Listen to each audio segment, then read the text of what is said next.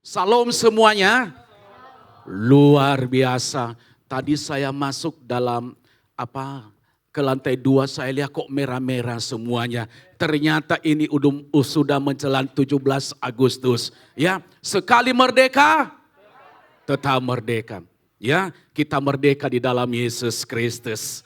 Ya, mari akan kita membuka Alkitab kita yang tertulis dalam 2 Tawarikh pasal 36 ayat 9 sampai dengan ayat yang ke-10. Saya akan baca buat kita. Yoyakim berumur 18 tahun pada waktu ia menjadi raja. Dan 3 bulan 10 hari lamanya ia memerintah di Yerusalem. Ia melakukan apa yang jahat di mata Tuhan. Coba perhatikan, ia melakukan apa yang jahat di mata Tuhan. Saudaraku yang dikasihi oleh Tuhan, seorang raja, bahkan dia memerintah di Yerusalem, dia melakukan yang tidak berkenan di hadapan Tuhan. Dia berbuat jahat. Gimana kalau seorang pemimpin ada di tengah-tengah kita, dia berbuat jahat di hadapan Tuhan, apa kata dunia? Dia sudah ditetapkan menjadi raja, tetapi dia berbuat jahat di hadapan Tuhan. Nanti saya akan menjelaskan dosa apa saja yang dilakukan oleh Yoyakim. Hanya Beti. Ya, apa Beti? Beda tipis dengan ayahnya Yoyakim. Ya. Dia meneruskan kejahatan dari ayahnya. Dia mewariskan. Saya pikir bukan hanya emas yang kita wariskan sama anak ya. Bukan hanya rumah yang kita wariskan kepada anak ya. Tetapi orang tua juga mewarisin kejahatan kepada anaknya. Coba saya akan baca. Pada pergantian tahun Raja Nebukadnezar menyuruh membawa dia ke Babel besar perkakas-perkakas yang indah-indah dari rumah Tuhan. Dan Zedekia, saudara ayah Yoyakim, menjadi raja atas Yehuda dan Yerusalem. Hanya gara-gara dia berbuat kejahatan di hadapan Tuhan. Apa yang terjadi saudaraku dikasihi oleh Tuhan? Semua perkakas-perkakas yang indah di rumah Tuhan dibawa kemana? Coba perhatikan, dibawa kemana? Ke Babel. Nah, hari ini saya berbicara tentang berbuat kejahatan. Yang dilakukan oleh Yoyakim ini tidak beda jauh apa yang dilakukan oleh ayahnya. Saudaraku dikasihi Tuhan, ketika mereka menjadi raja, kemerosotan penyembahan kepada Tuhan pada waktu itu semakin merosot, bukan semakin naik. Mereka memerintah dan mereka juga melakukan hal yang tidak menyenangkan hati Tuhan. Bahkan mereka juga melakukan penyembahan berhala. Nanti saudara bisa baca di dalam 2 Raja-Raja pasal 24 ayat 4. Dan ia juga melakukan menyuruh ya orang tuanya yaitu Yoyakim menyuruh membunuh Raja Uria, saudaraku dikasihi Tuhan. Nanti bisa baca di dalam Yeremia pasal 26 ayat ke-20. Dan ia juga menentang Raja Yeremia. Ya. Dia menentang Yeremia, saudaraku dikasihi Tuhan. Bahkan dia juga membakar gulungan kitab. Kitab-kitab Yahudi, itulah dosa yang dilakukan oleh Yoyakim, ayah dari Yoyakim. Dan saya mau katakan apa yang dilakukan oleh ayahnya berlangsung juga kepadanya, saudaraku dikasihi Tuhan. Makanya dia berbuat jahat di hadapan Tuhan. Makanya pemerintahannya tidak lama, saudaraku dikasihi Tuhan. Berapa bulan tadi? Berapa? 3 bulan 10 hari. Lama enggak itu? Menyakitkan enggak itu? Menyakitkan enggak? Menyakitkan, kenapa hanya 3 bulan? Dan banyak kita melihat sekarang, saudaraku dikasihi Tuhan. Orang memerintah tidak lama. Tahu-tahu orang yang disanjung-sanjung. Mungkin kalau dia lewat ada karpet merah. Kalau dulu namanya permadani. Dia lewat saudaraku karena ada seorang pimpinan di lembaga pemerintahan. Tetapi apa yang terjadi sekarang, dia pindah rumah. Kenapa? Karena rumah ada di sini, rumah ada di samping sana. Saking banyaknya rumah saudaraku, dia tidak bisa tidur. Tetapi sekarang dia memiliki rumah yang baru, yaitu di dalam penjara. Kenapa? Karena dia melakukan kejahatan di hadapan Tuhan, yaitu melakukan korupsi, saudaraku kasih Tuhan. Kejahatan itu. Makanya kita sebagai anak Tuhan, kita harus belajar dari sejarah hidup Raja Yoyakin ini. Sehingga kita tidak terpesona, sehingga kita tidak jatuh, sehingga kita tidak melihat hal-hal yang baik di dalam kehidupannya. Sehingga kehidupan kita benar-benar hanya terarah kepada Tuhan. Jangan sampai kita berbuat jahat, karena di sekitar kita banyak orang yang berbuat jahat. Mungkin sebelum kita mengenal Tuhan, mungkin kita sebelum melayani pekerjaan Tuhan, mungkin kita lebih jahat daripada dia. Tetapi ketika kita sudah dirubah oleh Tuhan, ketika kita sudah percaya kepada Tuhan, kita tidak berbuat kejahatan lagi. Amin. Kenapa? Karena kita sudah ada di dalam Tuhan. Makanya saya tulis dalam pendahuluan saya, saudaraku dikasihi Tuhan. Semua orang pasti pernah melakukan kejahatan. Bahkan orang yang baik di mata kita pun pernah melakukan kejahatan. Kejahatan seringkali dilakukan oleh orang-orang percaya tanpa disadari olehnya. Kadang-kadang saudaraku dikasihi Tuhan, kita juga melakukan kejahatan di hadapan Tuhan. Kejahatan apapun saya tidak tahu. Jahat loh kalau kita berbohong. Jahat loh kalau kita melayani tidak sungguh-sungguh, saudaraku dikasihi Tuhan. Jahat loh kalau mulut kita bocor. Jahat loh kalau kita menghina orang lain. Jahat loh kalau kita mencaci maki orang lain. Jahat loh kalau kita tidak melakukan yang terbaik untuk Tuhan. Saya mau katakan jahat, saudaraku dikasihi Tuhan. Yoyakin hanya karena dia berbuat jahat di hadapan Tuhan, raja takhta kerajaan itu dialihkan kepada orang lain. Kenapa? Karena dia tidak sungguh-sungguh di hadapan Tuhan. Dia tidak melakukan kebenaran firman Tuhan.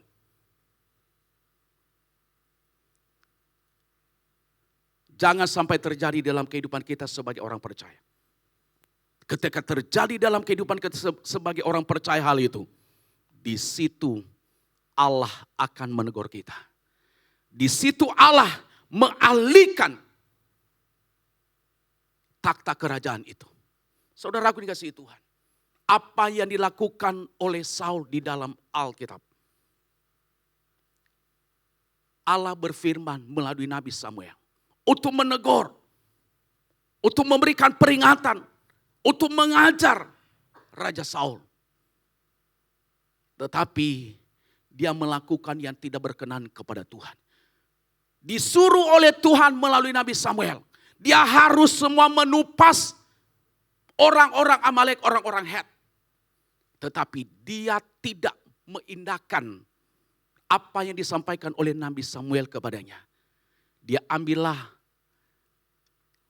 lembu sapi yang tambun-tambun, yang gendut-gendut untuk dipersembahkan kepada Tuhan. Dia ambillah yang baik. Padahal perintah Tuhan melalui Nabi Samuel sudah jelas, harus ditumpas, jangan ada satupun disisakan. Tetapi dasar manusia, dia berbuat jahat di hadapan Tuhan. Apa yang terjadi? Dia persembahkan itu kepada Tuhan. Apakah takhta kerajaan itu utuh atau tetap dipegang oleh Raja Saul? Tidak. Kenapa? Karena dia berbuat jahat di hadapan Tuhan. Jadi jelas di sini contoh bagi kita. Bahwa ketika kita berbuat jahat di hadapan Tuhan, dialihkan kepada orang lain. Aminnya agak sulit ya. Mungkin saudara agak bingung juga. Ya.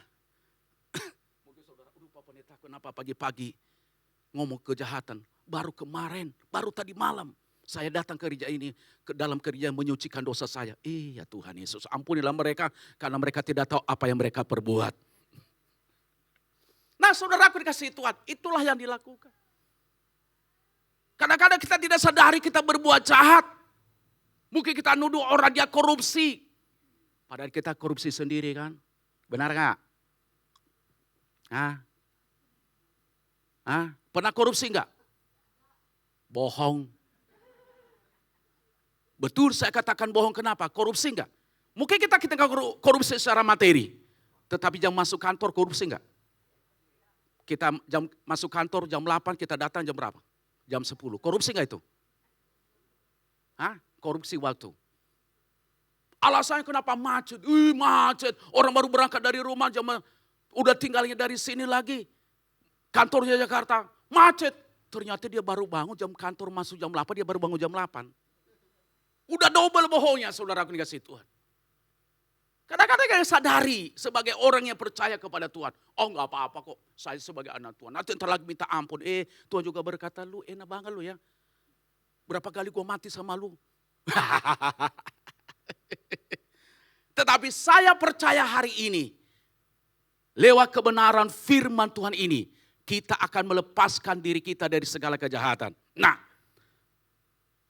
Nah, yang menjadi pertanyaan bagi kita, klik. Kejahatan seringkali terlihat mudah dan enak. Nah, itu coba. Kejahatan itu kan bagi orang yang tidak mengenal Tuhan, kelihatannya enak, manis, membawa kesenangan, dilakukan, namun dampaknya menyakitkan. Awalnya enak kejahatan itu, tetapi dampak kejahatan itu saudaraku dikasih Tuhan sangat menyakitkan di dalam kehidupan orang percaya. Seperti dialami oleh Yoyakim, hanya 3 bulan 10 hari, dampaknya sakit gak? Sudah dia sakit lagi saudaraku, dibuang kemana lagi? Ke Babel, sakit gak? Kalau salah. Mungkin kalau ada dalam diri kita, kitanya sakitnya tuh di sini. Kita nyanyi begitu kan. Dampaknya sangat luar biasa kejahatan itu. Nah karena itu sebagai anak Tuhan, satu.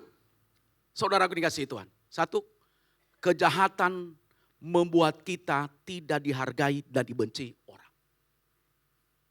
Orang yang hidup dalam kejahatan akan membuat seseorang tidak akan disukai. Lu jangan dekat-dekat sama dia ya. Nanti entar lagi lu ada tujuannya lu nipu lu. Pernah gak ngomong begitu sama orang? Jujur aja, jujur. Jujur, pernah kan? Ngaku aja di hadapan Tuhan hari ini.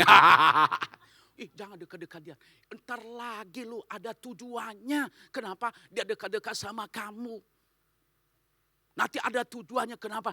Nanti dia mau minjam uang sama kamu. Nanti entar lagi kamu dekat-dekat sama dia, dia nipu kamu loh. Dia minjam, entar lagi dia datang. Nanti baru dia datang ke gereja tahun depan. Kenapa? Udah lupa utangnya. Jangan dekat lagi sama dia. Udahlah biarin aja gitu. Kita dibenci oleh orang kalau orang hidup dalam kejahatan. Nggak pernah disukai. Nggak pernah dihargai. Ya, nggak pernah dihargai oleh orang. Mungkin kita berkata di dalam hati, kalau begitu saya harus belajar. Saya harus menyadari. Nah kenapa orang tidak suka kepada saya selama ini? Ternyata hati saya tidak tulus. Ternyata mulut saya mengata-ngatai orang. Ternyata saya melakukan ini. Ternyata saya mengerjakan ini. Nah itulah kita harus jauhkan dalam diri kita. Sehingga kita menjadi orang yang luar biasa di dalam Tuhan. Amin, saudaraku dikasihi Tuhan. Amin. Aminnya agak kurang ya. Hah? Karena orang yang berbuat jahat, saudaraku dikasihi Tuhan, tidak pernah dihargai. Tidak pernah dihargai. Tidak pernah dihargai. Saya mau tanya, orang yang ditangkap sama KPK dihargai atau tidak?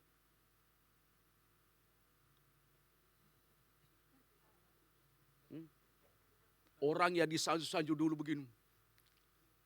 Nunduk-nunduk. Ketika ditangkap saudara pakai baju orange ya, bukan baju merah ya. Pakai baju orange. Udah begini lagi di belakang. Ya kan? Udah begini. Dihargai enggak? Dipermalukan di depan umum enggak? Dipermalukan di depan umum. Itulah orang yang berbuat jahat. Di depan umum aja dipermalukan, apalagi di hadapan Tuhan. Makanya jangan berbuat jahat saudaraku di hadapan Tuhan. Sehingga kita tidak dipermalukan. Ya, di depan umum aja dipermalukan, apalagi di hadapan Tuhan. Setan juga ketawa begini. Enak ya, banyak teman gua gitu. Kenapa? Karena berbuat jahat. Yang kedua yang perlu saya sampaikan kepada kita saudaraku yang kasih Tuhan. Kejahatan itu sendiri sekali, ya kejahatan itu sendiri terlihat mudah dan enak dilakukan. Namun dampaknya menyakitkan karena kejahatan membuat kita cepat mudah tertekan. Orang yang membuat kejahatan saudaraku yang kasih Tuhan, kalau dia tidak membereskan dosanya di hadapan Tuhan, dia tidak membereskan kejahatannya di hadapan Tuhan, saudaraku dikasihi Tuhan. Bahkan dia semakin menyimpan kejahatan itu, seperti dia saudaraku membungkus daging ke dalam daun. Dibungkus daging itu dalam daun, saudaraku dikasihi Tuhan. Lama-lama daging itu apa? Busuk. Walaupun 1000 lapis, apa yang akan terjadi? Suatu saat akan apa? Ya ampun Tuhan. Kenapa ya? Lama-lama akan bau busuk juga. Dosa yang dilakukan manusia, walaupun disembunyiin, suatu saat juga kata orang jejak digitalnya apa? Ada. Bisa kelihatan. Saudaraku dikasihi oleh Tuhan, makanya kita sebagai orang yang percaya kepada Tuhan harus cepat kita bereskan apa yang tidak menyenangkan hati Tuhan, supaya jangan sampai terbongkar. Dan itulah yang dilakukan oleh Yoyakim. Yoyakim, saudaraku dikasihi Tuhan. Dia mengalami tekanan yang luar biasa. Habis dia diturunkan menjadi raja. 3 bulan 10 hari. Mereka dibuang ke Babel, saudaraku dikasihi Tuhan. Kenapa? Karena kejahatan tadi. Pak, Bu, jangan menyimpan dosa itu. Suatu saat saudara akan mengalami tekanan. Banyak orang Kristen, banyak orang yang mengaku percaya Yesus, dia simpan dosa-dosa itu. Apa yang terjadi? Dia mengalami tekanan batin di dalam dirinya. Dia mengalami tekanan batin di dalam dirinya. Kenapa saudaraku dikasih tahu dia mengalami tekanan batin? Karena dia menyimpan kejahatan itu. Dan kejahatan itu kalau dia simpan terus, ada tekanan yang mendalam di dalam dirinya. Oh, saya nggak berani ada di situ. Saya nggak berani datang ke gereja. Kenapa dia mengalami tekanan?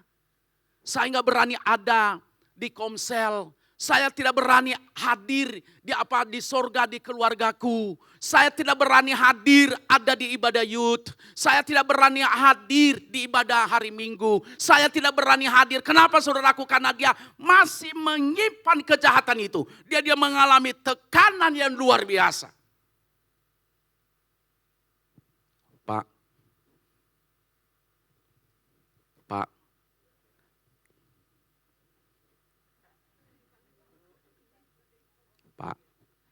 Pernah enggak nyimpan kejahatan? Oh dulu katanya.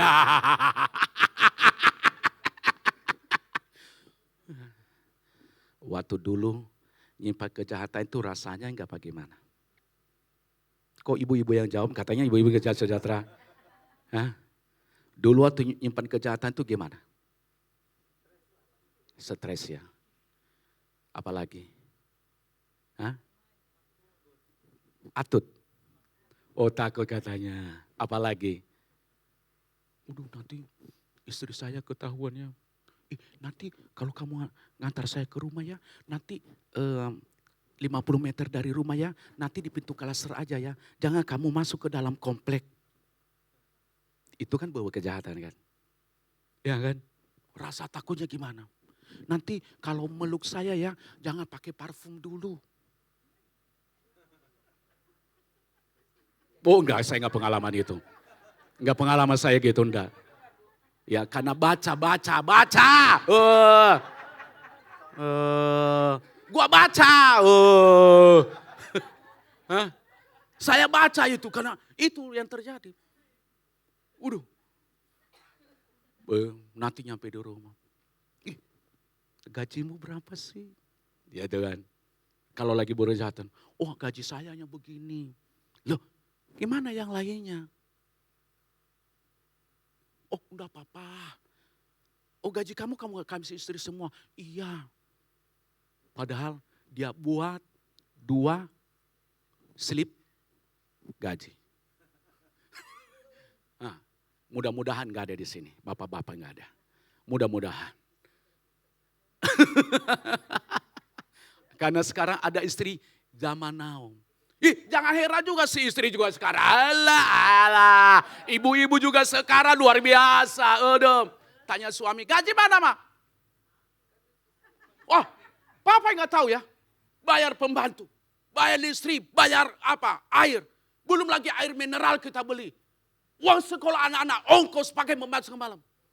Ternyata Tuhan Yesus dia kasih keselingkuhannya. Loh, jangan salah. Justru sekarang kalau ibu-ibu ke selingkuh sampai Tuhan Yesus datang ketahuan loh. Betul sekarang penelitian itu. Betul. Ibu-ibu kalau selingkuh sampai Tuhan Yesus datang gak ketahuan. Dia nyimpan dosa itu. Dia simpan kejahatan itu dengan sampai gak kelihatan. Kalau lelaki kan sulit banget nyembunyiin ya. Apalagi kamu dari mana tadi? Kamu dari mana? Enggak kemana. Kamu dari mana? Dari mana? Saya udah tanya ini ya. Berapa kali? Dari mana tadi? Laki-laki. Maaf ya ma. Tadi gua sama wanita itu. Dia jujur aja gitu kan. Kalau lah apa? Nah apalagi kalau wanita nih. Tadi dari mana ma? Enggak kemana-mana. Apalagi kalau udah bapak gak percaya lagi sama saya ya. Begini bapak, waduh, selama kita nikah udah 20 tahun masih bapak begini sama saya ya. Padahal dia baru selingkuh tuh. Tapi di sini enggak. Orang-orang tidak menyimpan kejahatan. Kenapa? Orang menyimpan kejahatan, dia mengalami tekanan yang luar biasa dalam dirinya. Bisa dia depresi yang luar biasa. Bisa depresi yang luar biasa. Dan bisa juga dia mengalami hal sehingga mengalami tidak ada damai sejati di dalam kehidupannya. Itulah orang yang menyimpan kejahatan. Dia akan mengalami tekanan yang luar biasa. Yang ketiga yang saya sampaikan kepada kita, jangan lama-lama di sini, kayak gak enak. Yang ketiga, ya, kejahatan seringkali terlihat mudah dan enak dilakukan. Namun dampaknya menyakitkan karena kejahatan membuat kita akan terus mengalami kegagalan. Orang yang hidup dalam kejahatan, dia tidak mengalami namanya keberhasilan. Dan banyak itu saudara kasih Tuhan. Saya melihat di dalam Alkitab. Raja Saul yang disanjung-sanjung. Yang disembah-sembah. Alasinya juga gagal. Dia mati konyol kalau bagi saya. Ya, mati konyol. Dan banyak lagi. Salah satunya tadi Yoyakim. Ayah dari Yoyakim ini. Dia juga mengalami kegagalan. Yudas, karena dia menyimpan kejahatan di dalam hatinya, dia hidup dalam kejahatan, apa yang terjadi? Hidup Yudas enak enggak? 3,5 tahun bersama dengan Yesus. Tetapi karena ada kejahatan di dalam kehidupannya, menyakitkan. Endingnya saudaraku kasih Tuhan. Menyakitkan dalam kehidupan Yudas. Kenapa? Karena dia membuat kejahatan, dia menjual Yesus. Sangat menyakitkan. Makanya mikir 1000 kali lipat kalau berbuka jatuh sudah mendengarkan firman Tuhan ini. Loh iya memang begitu. Mikir. Saya tidak berani lagi melakukan kejahatan. Kenapa? Membawa dampak yang tidak bagus dalam kehidupan kita. Amin saudaraku dikasih Tuhan. Amin. Pak, kalau Bapak seorang bos di kantor, jangan berbuat kejahatan kepada karyawanmu. Menyakitkan. Suatu saat dialihkan kepada orang lain itu. Kalau saudara seorang general manager dimanapun, jangan berbuat jahat, menyakitkan suatu saat. Dan itu kata orang perih. Ya, perih saudaraku yang kasih Tuhan. Kenapa? Karena tidak berkenan di hadapan Tuhan. Ya, menyakitkan. Kenapa? Waduh, banyak orang saya tahu hal-hal ini. Dan saya baca juga di dalam Alkitab orang-orang yang berbuat kejahatan itu. Ngeri sedap. Kok nggak ada sedapnya? Ya, ngeri saudaraku dikasih Tuhan. Tetapi saya mau katakan, ketika kita melakukan yang benar di hadapan Tuhan. Ketika hidup kita lurus. Ketika hidup kita melakukan firman Allah. Ketika kita hidup dalam kekudusan dan kesucian. Justru Allah membela kita. Justru Allah mengangkat kehidupan kita. Justru Allah berkata kepada kita, aku akan menjadikan kamu menjadi kepala dan bukan menjadi ekor. Engkau menikmati kelimpahan dan bukan berkekurangan. Engkau sehat dan bukan sakit-sakitan. Bahkan keturunan kita diberkati oleh Tuhan. Kalau kita menjauhkan diri dari segala kejahatan itu. Itu firman Allah. Kita nggak bisa pungkiri janji Tuhan. Dan itu janjinya kepada bangsa Israel. Dan saya percaya juga hari ini juga berlaku dalam kehidupan kita. Kenapa? Karena kita melakukan kebenaran firman Tuhan. Saudara ada di tempat ibadah hari ini. Kenapa? Karena saudara melakukan kebenaran firman Tuhan. Amin. Amin. Saudara menikmati berkat-berkat Tuhan hari ini. Saudara menikmati fasilitas dari Tuhan hari-hari ini. Saya percaya itu karena kita berjalan seturut dengan kehendak Tuhan. Rumah tangga kita harmonis hari-hari ini. Rumah tangga kita diberkati Tuhan hari-hari ini. Anak-anak kita diberkati Tuhan, saudaraku dikasihi Tuhan. Kenapa? Karena kita tidak berbuat kejahatan. Enggak ada yang amin. Ya udah, yang terakhir. Yang terakhir, karena enggak ada aminnya saya akhiri. Enggak, ngambek kali ya, enggak. Kejahatan seringkali terlihat mudah dan enak dilakukan. Namun dampaknya menyakitkan karena kejahatan membuat kita jauh dari Tuhan. Orang yang berbuat kejahatan, dia tidak pernah akan merasakan damai kalau dekat dengan Tuhan. Orang yang membuat kejahatan, dia tidak pernah merasakan sukacita kalau dekat dengan Tuhan. Orang yang membuat kejahatan, dia tidak pernah merasakan saudaraku, atau mengerti artinya kebenaran firman Tuhan kalau dia baca. Kenapa? Karena hidup dalam kejahatan. Ya. Orang yang hidup dalam kejahatan, dia tidak pernah merasa ada lawatan Tuhan menjamah dia ketika dia ada di tengah-tengah ibadah. Dia merasakan gelisah. Aduh, ini firman Tuhan ini tertuju kepada saya ya.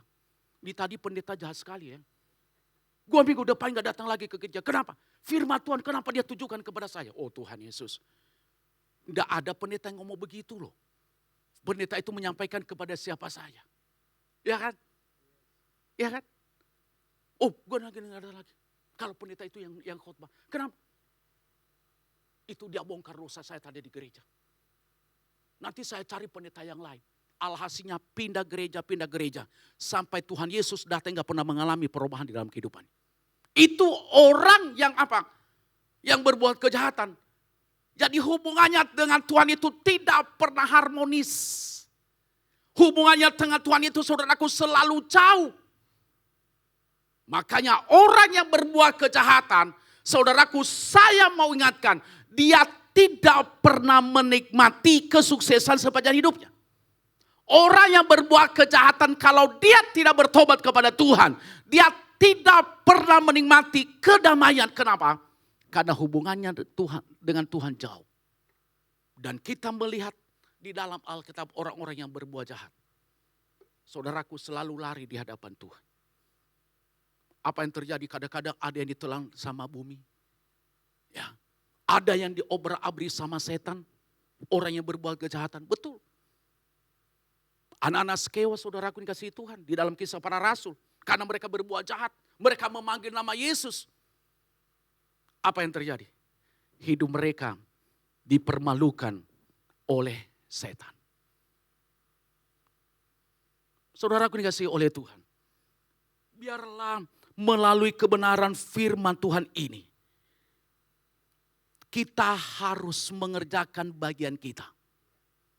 Bagian saya Tuhan, saya tulus melakukan segala sesuatu.